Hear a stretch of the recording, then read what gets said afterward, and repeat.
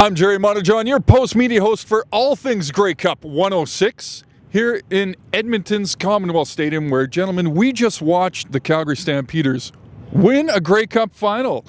Made it third time's a charm, broke the curse, if you will, 27-16 over the Ottawa Red Blacks.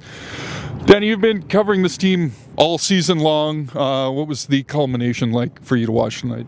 I mean, winning's a whole lot more fun than losing, I think, really. This is 3 Grey Cups in 3 years, and the last 2, they got increasingly devastating. I mean, there was real pain. There was real anger with what happened last year in Ottawa against the Toronto Argonauts. And I think that it is a credit to this organization. I don't say this as a fan. I say this as a reporter, that they managed to overcome that heartbreak and come back with a new team, a lot of new guys, but that remaining core, and invest in the process again and get to this point. And I think that there's a lot to be proud of for Calgarians and for the Stampeders organization. Now, Todd, you are a native Edmontonian. Let's not by any means downplay a Calgary Stampeders victory in this place. It's just a sign. It's just a sign.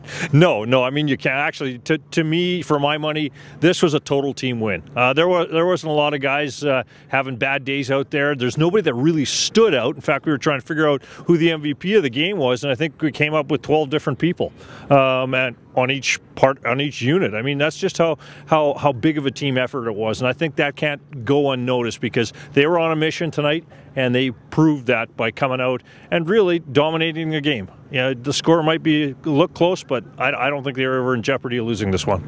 Now, football in November in Canada, you're not going to get perfect conditions. You talked to some guys after the game in that room. Yeah, I mean, look, the field here was not great. I think I think we saw it play a factor. I think we saw lots of slipping, lots of sliding. I don't know that the game would have gone differently. I think teams had to make adjustments with shoes and what have you. But you know, there were guys who did take breaks and what have you. But honestly, I mean, it couldn't have been that much worse than it was last year in Ottawa when we had about a foot of snow. So it was a storyline. It had to be a storyline. It had to be something we watched, and I do think it impacted certain parts of the game. Probably not the result, though.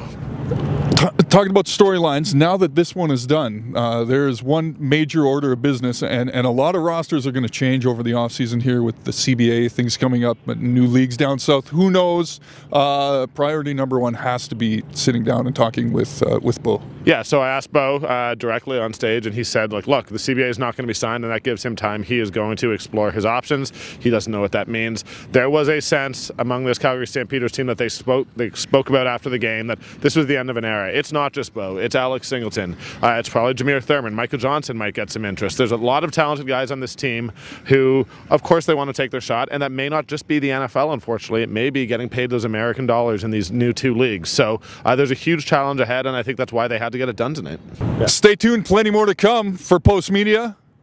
We've got Todd Saloff, Danny Austin. I'm Jerry Montajon.